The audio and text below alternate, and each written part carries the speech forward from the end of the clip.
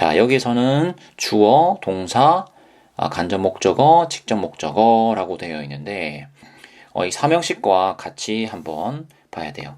삼형식에서는 주어, 동사, 그냥 목적어라고 씁니다. 라고 쓰죠. 근데 사형식에서는 간접 목적어, 직접 목적어라고 했어요. 자, 여기서 그럼 삼형식에서의 목적은 어떤 거에 가깝겠습니까? 직접 목적어가 되겠죠. 왠지 간접은 뭔가 부정적인 것 같잖아요. 뭔가 아닌 것 같아. 라는 생각이 들 것 아닙니까? 자, 이 두 개의 차이가 있는데요. 일단, 여기 삼형식에 쓰이는 건 직접 목적어다. 말이 없어도. 목적 하나밖에 없으니까 구분할 필요가 없어요. 그런데 여기는 목적어에 해당하는 명사가 두 개이기 때문에 그 두 개를 구분하는 거죠. 전 어릴 때 왜 하나를 간접 목적어라 부르고 왜 다른 하나를 직접 목적어라고 부르는지 궁금했습니다. 왜냐하면 우리가 무엇이 직접적이다라고 하면 어떤 것에 매우 근접해 있거나 닿아 있을 때 말하는 것이죠. 예를 들면 우리가 책을 읽는 것은 간접 경험이다 라고 말한다면 이 간접 경험이라는 것은 직접 경험에 대치되는 거라고 볼 수 있어요. 자, 직접 경험은 뭐죠? 내 몸으로 직접 나가서 마부딪히는 것이죠. 근데 간접이라는 건 뭡니까? 책이라는 미디엄, 매체를 통해서 전달받는 거라는 겁니다. 그렇죠? 직접적이지는 않다는 거죠. 직접적이란 건 어떤 것과 완전히 실제로 관련되어 있다. 아주 맞닿아 있다 정도가 됩니다. 자, 그렇다면 이 직접이라는 것은 무엇과 관련된 것인가? 무엇과 직접 관련되어 있길래 직접 목적어라고 부르는 것인가? 라는 질문을 해봐야 되겠죠. 자, 여기서는 어떤 것과 직접적으로 관련되어 있겠습니까? 바로 동사의 의미와 직접적으로 연관이 되어 있는 걸 말합니다. 한마디로 간접 목적어는 사실상 크게 중요하지 않은 것이라고 봐도 사실 별 문제가 없어요. 자, 다시 돌아오면 삼형식에서는 직접 목적어만 가지고 쓰였잖아요. 맞죠? 자, 여기서 보십시오. 그래서 여기서 직접 목적어라는 것의 의미는 그러니까 동사의 의미와 직접적으로 연결되어 있는 것입니다. 예를 들면 동사의 give 같으면 give pencil 이라고 되어 있으면 give는 무엇을 주다라는 뜻이기도 하죠. 그러니까 무엇을에 해당하는 것. 그런 애들이 직접 목적어가 된다. 그렇죠?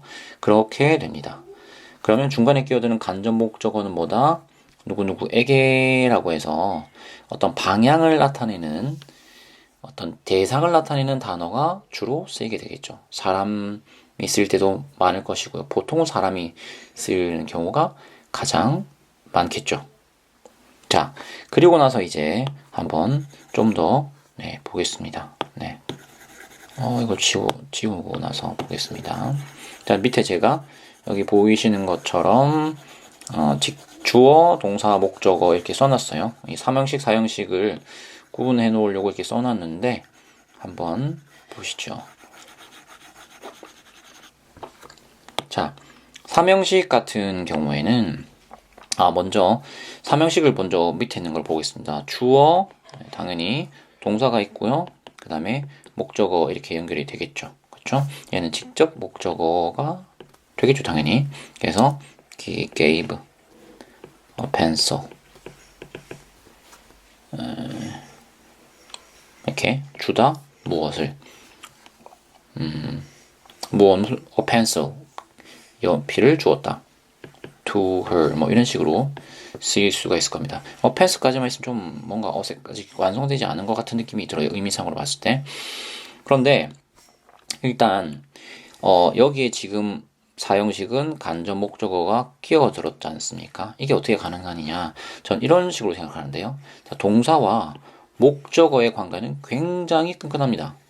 그렇죠? 기브라는 애가 있으면 무조건 무엇에 해당하는 목적어가 있어야 돼요. 이 둘은 끌어당기는 힘이 굉장히 강한 거죠. 그렇죠? 그래서 이 둘 사이에 이 강력한 관계 둘 사이에 방향이나 대상을 나타내는 간접 목적어가 중간에 끼일 수 있는 겁니다. 아무런 어떤 장치 없이 쓰일 수 있는 거죠. 그냥 he gave me, gave her, gave Mike 이런 단어가 쓰일 수 있는 겁니다. 그래서 어떤 형태의 문장 He gave me $10 그는 나에게 $10를 주었다. 라는 식으로 쓰일 수가 있는 거죠. 자, 그럼 이게 어떻게 바뀔 수 있느냐?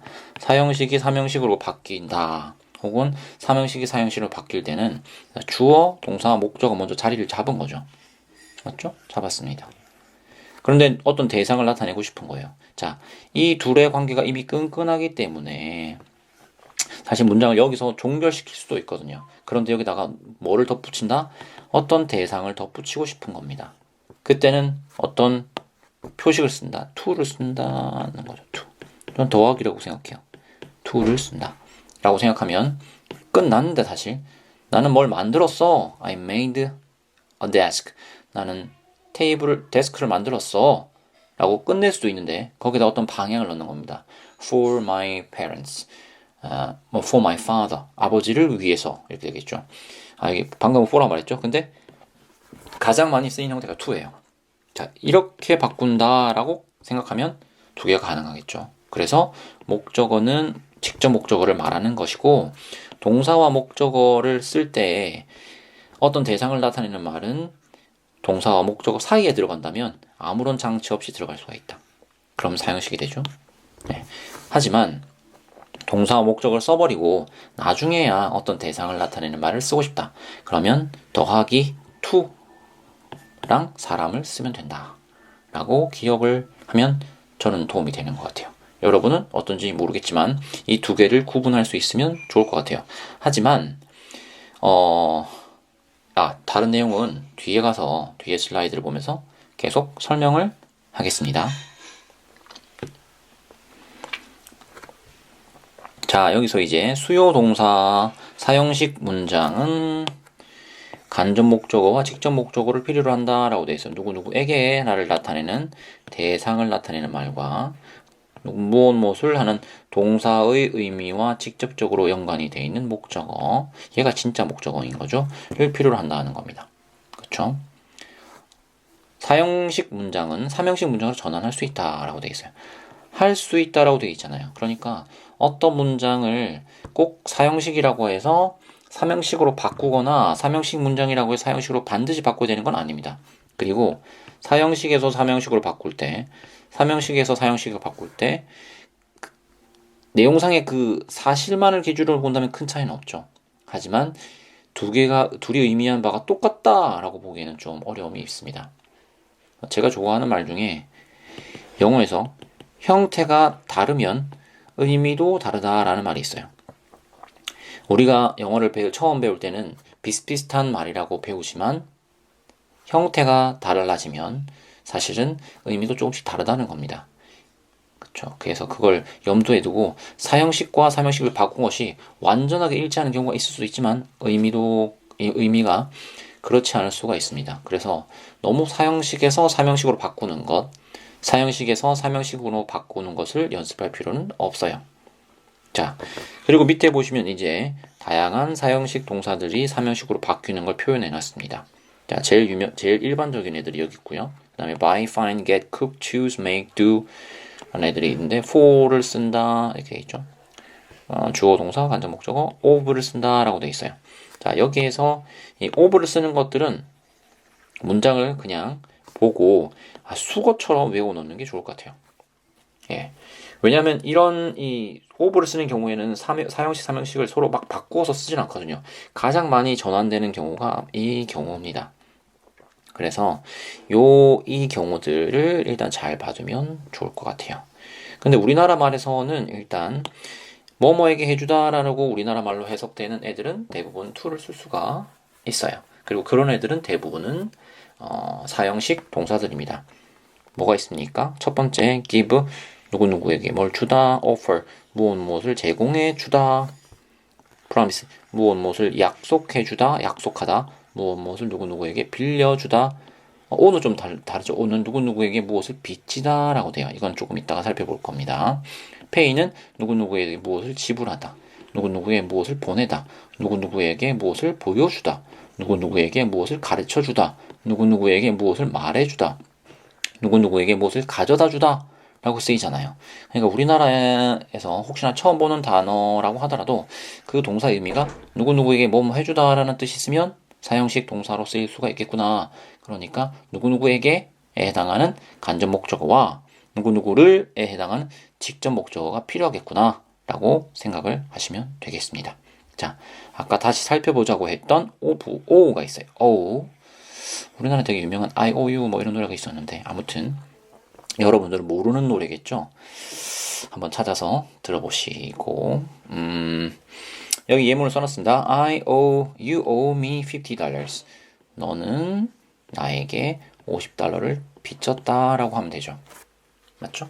근데 다른 거랑 더 달라요. 다른 애들은 좀 뭐랄까요, 나라는 방향에서 너라는 방향으로 이렇게 옮겨가는 느낌인데 이게는 받으러 간다니까 좀 방향이 다른 것 같죠? 자, 그런데 이 문장은 오라는 문장을 만약에 빚졌다라고 우리나라 말로 만약에 빚졌다라고만 외우면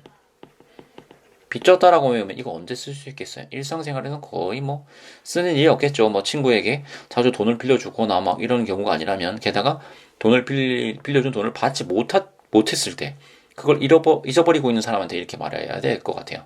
하지만 그런 상황은 많지 않습니다. 하지만 외국의 드라마 같은 걸 보면 굉장히 자주 쓰여요.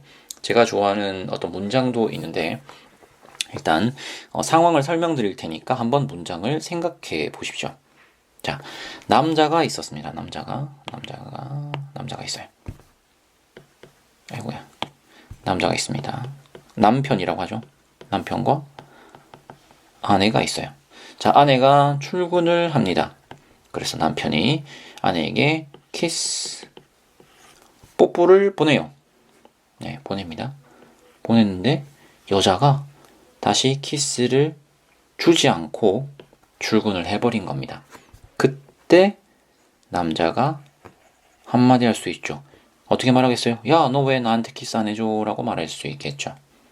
이걸 돌려보면 너가 나에게 키스를 해줘야 한다 라고 말할 수 있잖아요. 이걸 달리 말하면 너는 나한테 키스를 빚졌다 라고도 할 수 있겠죠. 그렇죠? 그러면 그 문장을 쓰면 어떻게 될까요? 한번 생각을 해보시기 바랍니다. 자, 오늘은 여기까지 해서 설명이 끝났어요.